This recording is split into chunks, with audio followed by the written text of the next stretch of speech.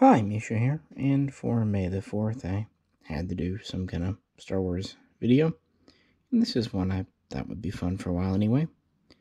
Kind of looking at the ragtag starfighter fleet used by the Alliance to restore the Republic, aka the Rebels.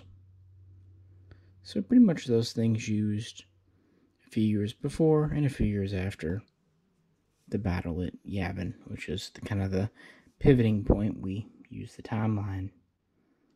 And it really is quite a hodgepodge. But there's actually something that pretty much all the Rebel starfighters have in common because of their needs. They're independent. By that I mean they all have hyperdrives, and they're shielded. They're kind of multi-role, multi-use. Unlike the Empire, they could have special purpose or fighters designed to be launched from carriers.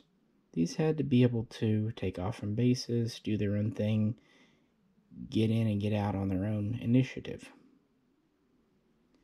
So we have a few different ones here. These are just going to be the Starfighters. Over here we have the one from the CIS, the Balabab 22.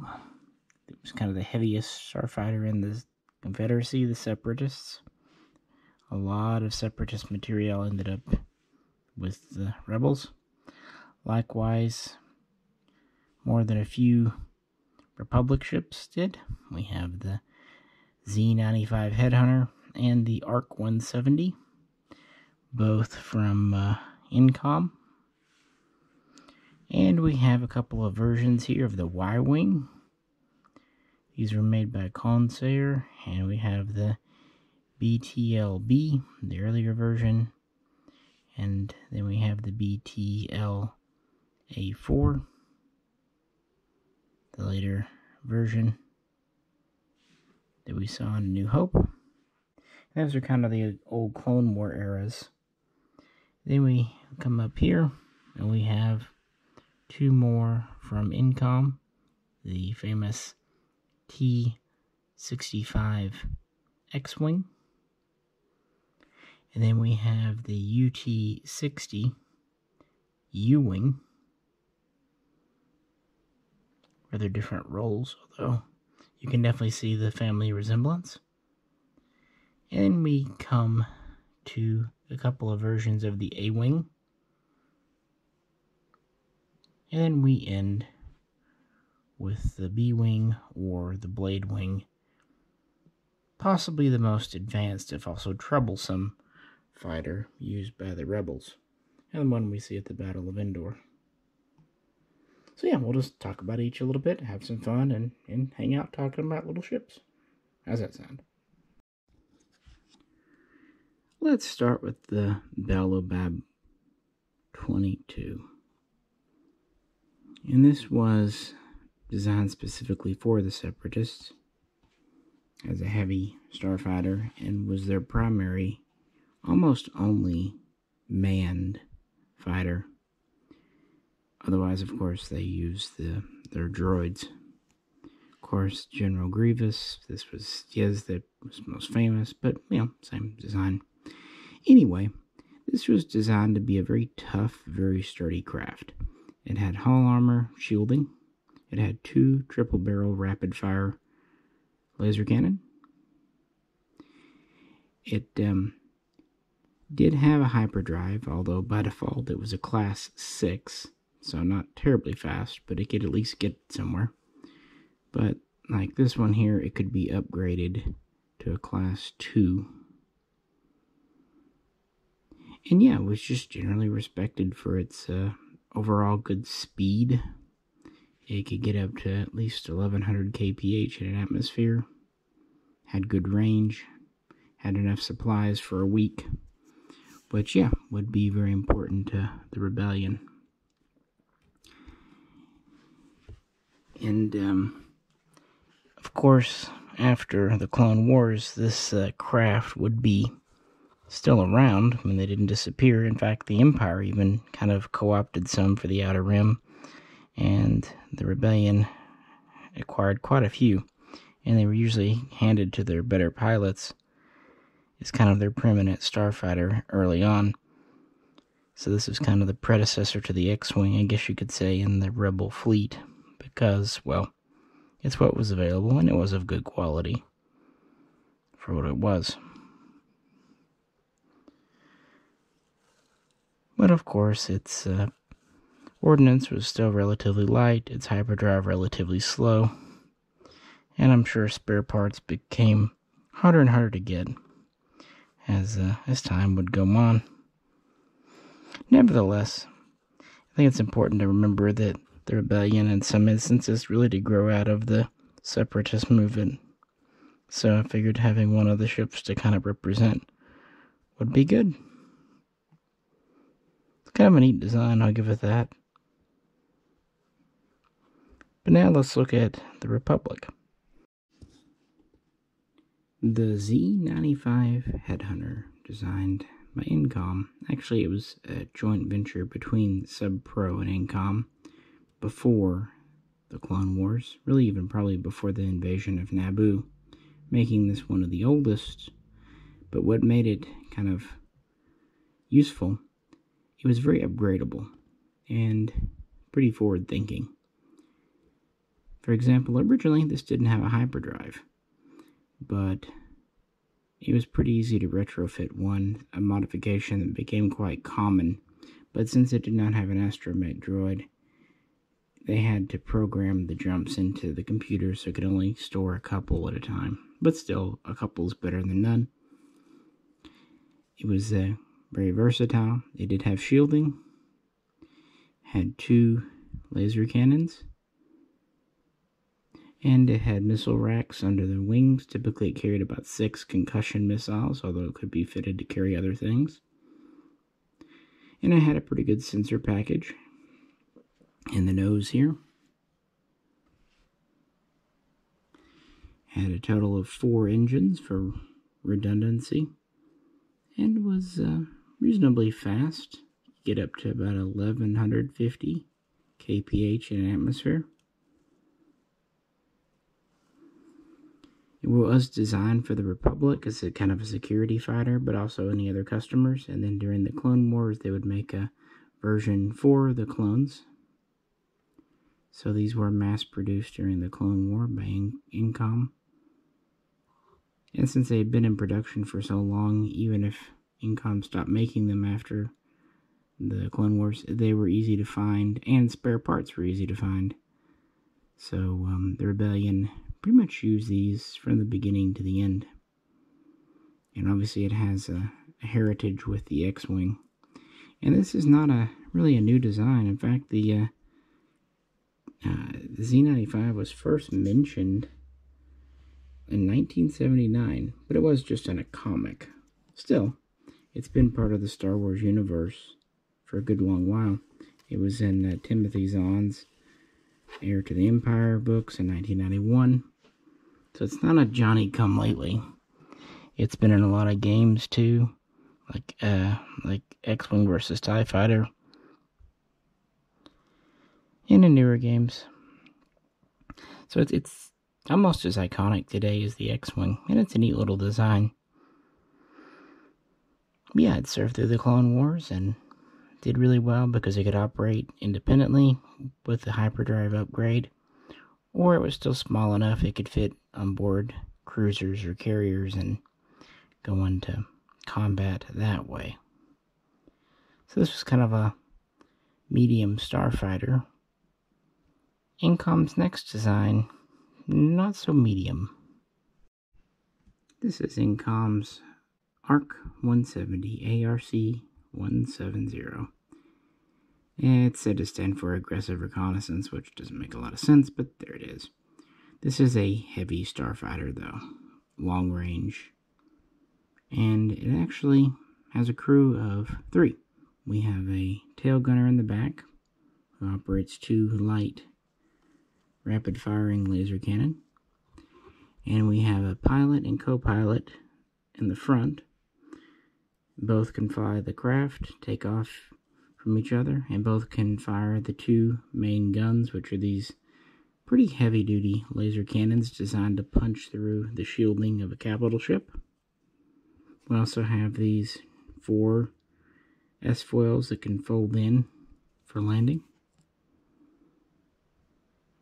This has pretty aggressive shielding, good armor.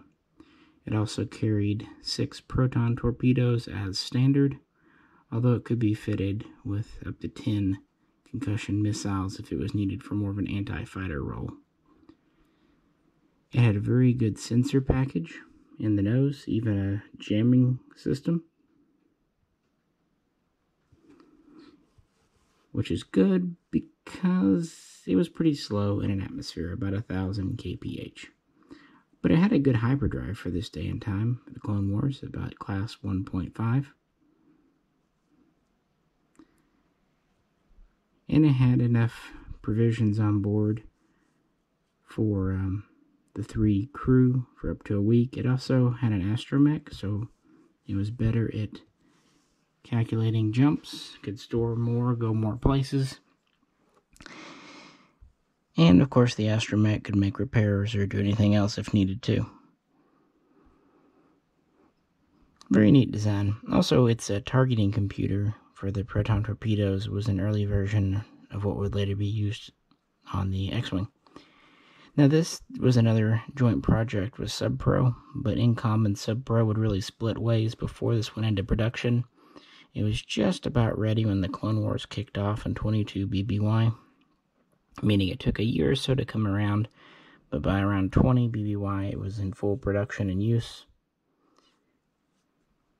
And while the Empire wasn't thrilled with it once it came to be because it had a hyperdrive, they didn't like that, they were kind of forced to use these from Star Destroyers for about the first 5-6 years of their existence until the TIE bomber was ready.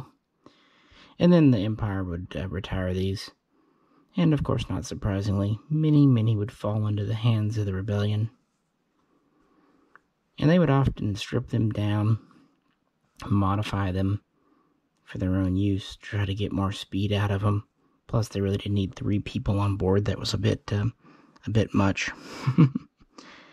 But this would have been along the Z95 and the 22, one of their earlier craft, and this would have been the bomber of the group because it was the one designed to carry torpedoes. It's also just a really neat design overall. I think a lot of people like the ARC 170. It's one of the favorites. It was in Revenge of the Sith.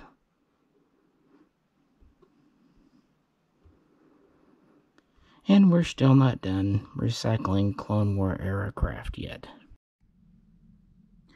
What a neat fighter. I'm really glad the Clone Wars finally gave us. For years, we heard that the Y-Wing was a leftover from the Clone Wars, but we never saw it until this.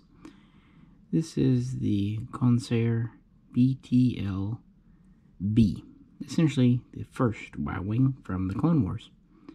This was under development when the Clone Wars kicked off in 22 BBY, and some pre-production models were rushed into service to take out the CIS malevolence.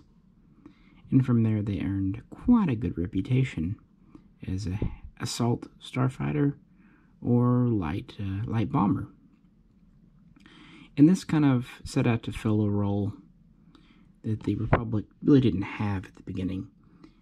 Yeah, a heavy fighter, a bomber, something that was fast enough and durable enough to survive but could still deliver a payload. So what do we have? Well, we have 2 massive engines that power this thing. And we're not terribly fast. We're at 950 kph in atmosphere, but we can carry a total of 12 proton torpedoes, 2 launchers, 6 each, and we can also carry proton bombs. For defense, we have 2 laser cannons in the front, and we have 2 ion cannons in a bubble turret. This has a crew of 2. We have a pilot and bomber, and then we have a gunner in the turret that could double as a weapons officer. And we even have an astromech droid, because this does have a hyperdrive. This is a class 2, so it's a little bit slower than the ARC 170, but we're delivering twice the payload. And we have a nice mix of ion cannons and lasers. We have very stout shielding. We have very good hull plating. What I'm getting at is these were well liked by the clones, and this was developed for clone use. It was just fast enough to be, and just maneuverable enough to be effective. And so these were in high demand during the Clone Wars. And Conseil had tons of orders. And so in 18 BBY, when the Empire was really coming into vogue, they were rather shocked that the Empire did not want to buy more. As we know, the Empire was going in a wholly different direction, but they didn't know that. So instead they tried to sell these to Planetary Defense, any other customers, and that's how the Rebels would ultimately get their hands on some of the Clone War Y-Wings. But the Empire didn't want such a potentially powerful craft, because this has very good targeting, good sensors, it's a bomber. So the Empire tried to gather as many of these up as they could and scrap them, destroy them. And they were pretty successful with the Btl B, but more than a few slipped through the cracks and would be among the Rebels' earliest Starfighters. But actually, there's another version, a more famous version, of course, that we saw all the way back in episode 4. Conseil's Btl A4 Y-Wing. When they thought that the Empire maybe didn't like the idea that the B had a crew of 2, they developed this version that could be operated by 1 person. Very similar layout. We still have turreted ion cannons, but they're designed in such a way that they can be locked forward and operated by the pilot. We still have an astromech. We still have 2 laser cannons. We still have 12 proton torpedoes. We have a Class 1 hyperdrive, and we're a little bit faster at about 1,000 kph. So they've done a few things. Again, faster sublight speed, faster hyperdrive, and can be operated by 1 person. But the Empire was still just not interested. Having a large investment in the Y-Wing fleet, they were more successful at marketing these to planetary defense forces, and thus the rebellion ended up with a large number of the A4 Y-Wing. Sometimes they just bought them using third parties, other times they liberated them from scrap yards. But yeah, this was their primary heavy starfighter early on, before the X-Wing came around. And they didn't just keep it as is, they stripped it down. As is kind of famously known, this was considered a hot rod to them, in the sense that they shortened the engine nacelles, stripped off a bunch of hull armor. Also, oftentimes they would redirect energy meant for the shields to the engines to try to get a little more of a speed boost, get them closer to X-Wing speeds. And they would even download these with 4 proton torpedoes per launcher instead of 6 to save weight. And also because, yeah, the rebellion didn't have a ton of resources anyway. And they would usually lock the turret in the forward position, although it could be locked in the rear, or even used as a traditional turret. There was even a version known as the Btl S3 that still had the 2-man crew. The second man kind of worked as a weapons officer, bombardier. These were available too. But yeah, the Rebel version was kind of stripped down. They also removed a lot of plating so they could easily access the engine components, because by this point, these are getting to be 10, 15, 20-year-old ships, and yeah, they started to kind of wear out by the time of the Battle of Yavin. Whereas they had a good reputation for reliability during the Clone Wars when they were new and could receive regular maintenance. Yeah, by the time of the full galactic Civil War, but they were still considered sturdy. They were still well liked. In fact, even though there was an effort to replace these, they would still very much be in service at the Battle of Endor, and even afterwards until the foundation of the New Republic. And thus, they kind of became a symbol of determination, resourcefulness, and resistance. Unfortunately, even though these were at Yavin, only one out of the entire squadron survived. So loss rates were pretty high. But they could still deliver a pretty good payload, 8 to 12 proton torpedoes. And they still had decent shielding and all that. And it's a neat, very iconic design. Also, shout out to Captain Foley of Trek Yards, because while I was doing this video tonight, he asked what his favorite Rebel fighter was, and he said the Y-Wing. So, there you go. I get it. It's iconic, and sometimes I think the X-Wing gets all the glory, both were in the original movie. I don't know. It is neat. I always like the turret on these. I don't know. And, very much an iconic piece of Rebellion. And again, we knew these were supposed to be leftovers from the Clone War. But it wasn't until we actually finally saw the Btl B, we kind of got an idea what these look like during their heyday. Even though they're slightly different variants, you know, the notion is the same. And with that, we kind of wrap up the Starfighters that were left over, and we start getting into things that are, you know, potentially new for the Rebellion. You know it, you love it, the Incom T65b X-Wing. Well, you love it unless you're the Empire. Then you probably rather don't, because, you know, one of these blew up your big space ball. And this one here is actually Wedge's, because Wedge Antilles is awesome. And he's the one that really put in the metal. Let's be honest. If you think about X-Wing fighting, you only saw Luke fighting in the first film. You saw him in a snowspeeder in Episode 5.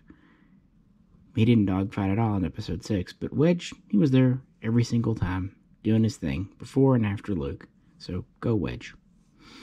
Anyway, this design was Incom's attempt to take the Z95 and give it the best features of the ARC 170, or you could say take the ARC 170 and scale it down to be the size of the Z95. It had a crew of 1 plus an astromech to help the workload, and it had 4 lasers instead of 2 of the Z95. It had the proton torpedo load, 6 of the ARC 170, but these were in 2 launchers with 3 each instead of 6 in 1 launcher. You know, those benefits and detractions for each. It had much of the same sensor package as the ARC 170, also same targeting system, just upgraded, and was reasonably fast. It had a Class 1 hyperdrive, that's good. It had provisions for a week, just like the Y-Wing. In atmosphere, initially, it was pretty slow, frankly, about 1,050 kph, but with some tinkering and whatnot, it could be boosted up to 1,100, even closer to 1,200 kph. And it was not a complete design in a sense. Incom did create this for the Empire, but instead of being grateful and purchasing it, or saying no thanks, the Empire's reaction was to try to nationalize the Incom Corporation. They basically altered the deal. Yeah. So Incom lost much of the tech package for these and the designers, and oopsie daisy, several of the prototypes too. So the first X-Wings the Rebels got were pre-production models, prototypes, and maybe some early production models that Bill Organa arranged to be lost, and the Rebels arranged to find. But since they had all the tech package, they were eventually able to build their own, which is the T65b model, which had a few improvements. Again, these were prototypes, so take it as you will. So while it was designed by Incom, the majority used were actually built by the Rebels in their kind of underground asteroid workshops. And of course, this became iconic. And this was really what the Rebels needed, because this was a true multi-role fighter built. It was more durable and flexible. It had a heavier payload and weaponry. It was faster than the Z95. Yet it had some of the better aspects from the ARC 170, like the sensor package and the advanced targeting computer. I mean, it's just an iconic craft for sure. And that's probably why the Rebels continued to make these, and the T70 guys and even the T85 guys well into the New Republic era. But yeah, even in the books, even in the legends, the X-Wing just did not end even decades later, because it was just iconic. And much like its Z95 forefather, it was adaptable, upgradable. But it wasn't the final design that the Rebels would get from Incom. Not quite. That honor would go to the Ut-60d U-Wing, another one of Bail Organa's lost and found craft. This was very much in the development and early testing phases when Incom was forcibly nationalized. So they only had a, relatively small production run of maybe 50 to 100. And these ended up in the hands of the Rebels. And now, so far, we've mostly looked at little die-cast toys models from the Titanium series. This one's actually from Hot Wheels. As I said when I looked at this specifically in the past, I actually think the Hot Wheels is slightly nicer than the Titanium one. And it's a pretty neat old design. We have these wings. They can fold out for different positions. They come pretty far back. What I like about the Hot Wheels here, they really snap into place. They have like 3 notches they can snap into. Gives it a really cool look. So what is this? Is this a Starfighter? Well, not really. This is more of what its namesake is. This is named after the UH-60 Blackhawk, which is utility helicopter. Well, this is kind of utility starfighter. It has 2 laser cannons in the front. Now, these are slightly more powerful than those found on the X-Wing. But that's really about it for armament. It has a crew of 2, a pilot and a co-pilot. Or if you like, a pilot and a cargo engineer, cargo officer. We have 4 engines in the back. We have a Class 1 hyperdrive. Again, it seems like Incom designs are the fastest. It has a speed of about 950 kph. But it does have very strong shielding, good hull armor, and it can carry provisions for up to 2 weeks. Although I don't know why you want to be trapped inside something like this for 2 weeks. What this is a utility craft. You can carry 8 fully armed, fully suited up, fully equipped soldiers, so a small squad, or it can carry 10 people if they don't really have much going on, much equipment, and they don't mind getting snug in the cargo bay.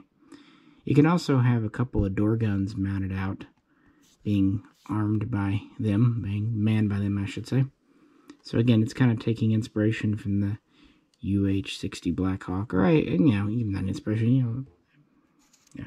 But yeah, this is basically the Black Hawk of the Star Wars universe, and I really like the Black Hawk. I really like this design. It's very incom, but it's different. You can definitely tell it's from them. But it's pretty neat. It's one of my favorites from the newer films. But it's designed for long-range delivery of people, also boarding operations. These are in Rebel service at least a year before Yavin, and we see them at the Battle of Scarif just before the Death Star. And they did well there, but they took pretty heavy losses because, of course, they would in that situation. But the Rebels still had more. At least one was at the Yavin base, although it wasn't used during the Death Star trench run, because what would it do there but die? And they were continued to be used throughout the Civil War. Some were at Endor. What they did with these, they used them to try to board and take over Imperial capital ships, sometimes even successfully. They also used them for more humanitarian missions and what have you after the battle. And they were still flying them up to the time of the New Republic. It doesn't seem like it's one of those designs that was just super heavy mass-produced, but it's a very specific design. But I'm glad we have it. And these snap forward for landing, storage, or to just give it a more compact, profile. Again, pretty neat. Very incom. I think I like Incom's design aesthetic. It's just nice. But yeah, this was really their last design before the Empire took them over and essentially dissolved them forcibly.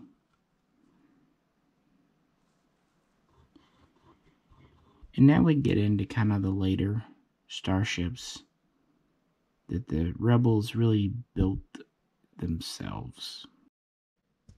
Next up, we have the A-Wing, or rather, the first A-Wing. And this is another model, toy, whatever, from Hot Wheels, because it's from the Rebels series. And this was actually designed by Kuat, at least originally. And yet again, it's another design, very good design, meant to be a high-speed interceptor, escort, defense, response fighter, made for the Empire didn't want. But Kuat found a few buyers in planetary defense systems, and so they sold it as the R-22, later named the Spearhead. It was meant to be fast and agile. It was about 1200 kph, had 2 laser cannon, had a class 1.5 or 1.0 depending hyperdrive, and also could be fitted with 2 concussion missile launchers with a small load, about 3 missiles each, as well as a good sensor package. It had shielding, it really didn't have armor, a little bit maybe, but 2 large engines. It was designed to basically be able to go in quick and defend something and operate pretty far from home quickly. Because it didn't have an astromech, it only had about a 2 jump memory. And since these went to planetary defense forces, lo and behold, a couple of years before Yavin, these started to appear in the hands of the rebellion. And a couple of these were at the Battle of Yavin. There was also a 2-seat training version. And if you haven't really heard of the R-22, the Spearhead, or wonder what's going on, well, there's a pretty good reason for this. The whole thing was kind of made as a canon correction because they realized they'd made a mistake. Here's the A-Wing you're probably familiar with from Return of the Jedi, the RZ-01. What happened, originally this was supposed to be a new fighter for the Battle of Endor, but then because of video games and various other media, they realized that they had been shown at Yavin, even before Yavin, so they came up with the whole, well, it wasn't the RZ-1, it was the R-22, whatever. The in-universe explanation was they took the original Kubat R-22 design and replaced the already very good engines with two even more powerful engines, boosting maneuverability and speed over 1300 kph, retaining the good hyperdrive, having the two concussion missile launchers. They also, at least in some instances, upgraded the laser cannons on the side where they could rotate for a little bit better targeting.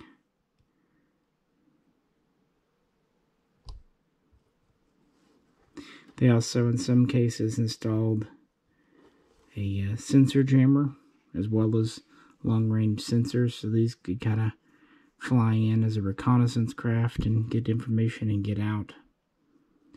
On the other hand, they oftentimes removed even more armor and dedicated more of the energy to the engines versus the shields because A-Wing pilots were crazy. But yeah, this was the deal.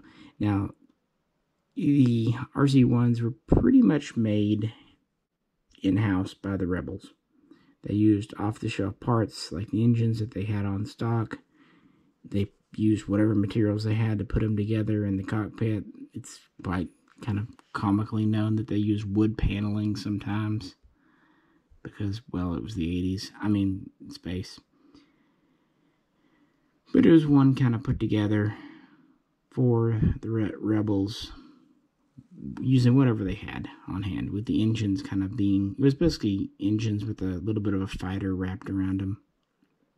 There was also a training version, two-seat version of this called the RZ-1T. So that's our good little A-Wing here. So little missile payload, couple of lasers, good jamming equipment, good reconnaissance equipment, 2-jump. But it was at least a Class 1 hyperdrive. So, hey, no shade there for what they were. Unfortunately, these were kind of slow to be produced, so there weren't that many available for Endor. But they would continue on well into the New Republic, and really, the updated version, the RZ-2, would become one of the preeminent fighter interceptors for the New Republic. So, yeah, it had a good career. I just wanted to, like I said, this one here is from the Titanium series. This one is from Hot Wheels, and it took me a lot of effort to actually find one of these. Not a lot of money, just a lot of effort, because everyone I found ended up being the Resistance one from The Last Jedi when I was trying to find this one. So, had to show it. Besides, call it the RZ-1, the R-22, what have you. The A-Wing has been around for a very long time, and it's part of the rebellion. Plus, hey, just one of these took out the Executor, so gotta give credit there. And with that, we come to our final Starfighter. The Asf-01 B-Wing. And I'll say right off the bat, as a kid, this was probably my favorite because it's just so odd. And it's pretty powerful. This is an assault starfighter. Kind of meant to replace the Y-Wing, but to be very flexible. And it was built to be so flexible that it could actually use various engines, not just one dedicated engine, because this was designed during the rebellion. It was kind of a joint project between Admiral Akbar and Slane and Corporal. Now, Slane and Corporal had built craft during the Clone War, probably the V-19 Torrent being the most notable. But the V-19 Torrent wasn't really useful to the rebellion because it didn't have a hyperdrive. But this does have some kind of lineage with it. And it's a very neat craft here.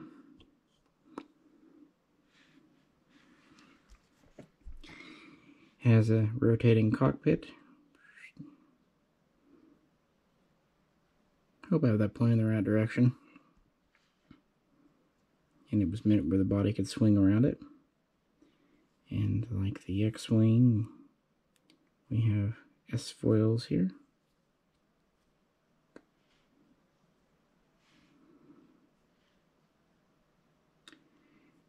And this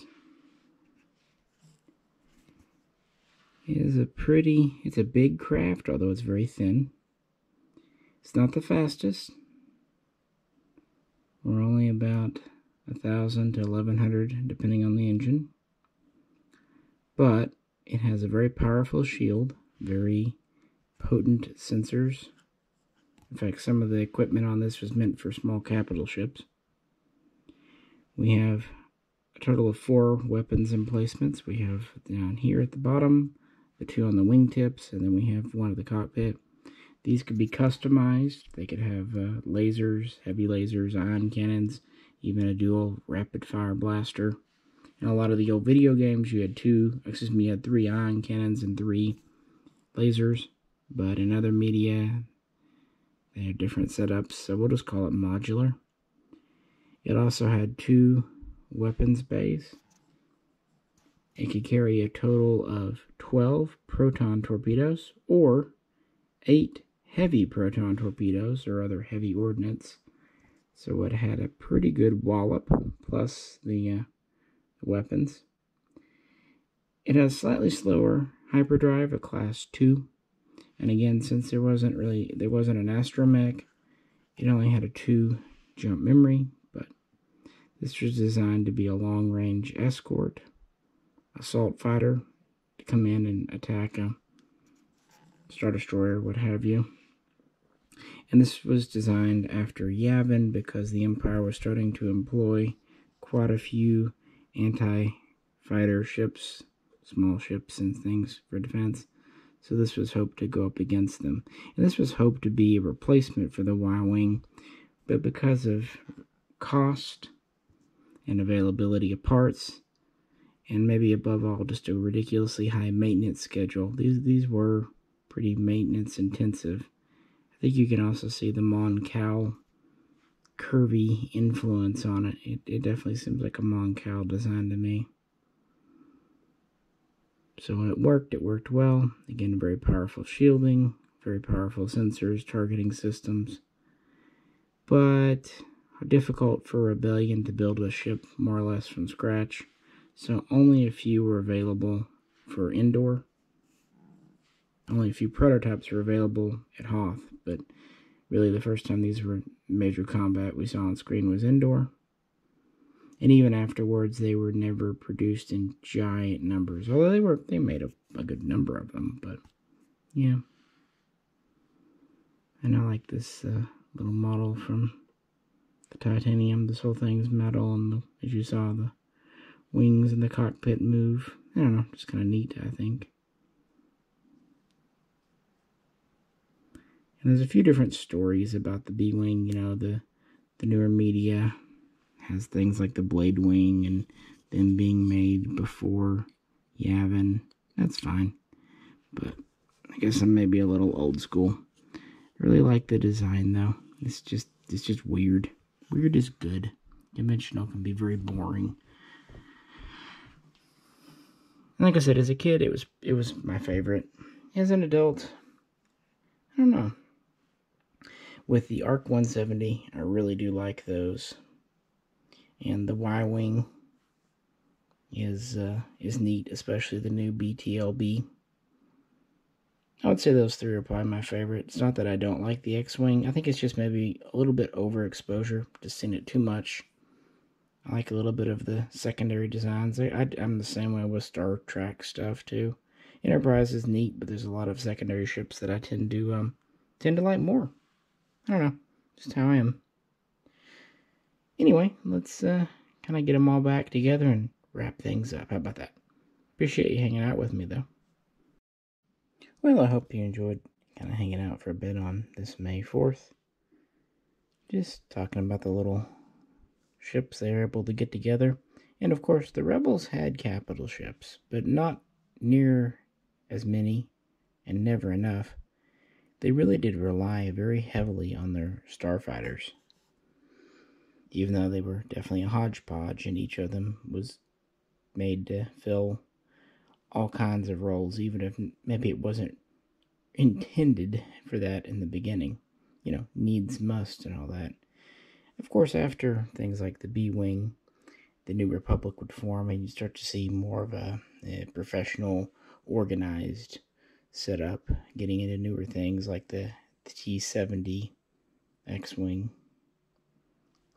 But for the critical years of the Galactic Civil War, they made do with old Clone War era craft, as well as kind of Imperial rejects and designs smuggled out by sympathizers. And then, of course, designs they threw together themselves on kind of like asteroid bases. I don't know why, I just always imagined the A-Wings being slapped together in an asteroid. But I don't know. I did a video a while back looking at all the TIE fighters. And I thought, well, only seems fair to do one for the Rebellion. So what do you think? Also, which is your favorite? What's kind of your favorite rebel scum starfighter? Let's have a discussion in the comments below. As always, if you could, like, share, and subscribe. This is Misha, and I'll catch you very soon. Next time.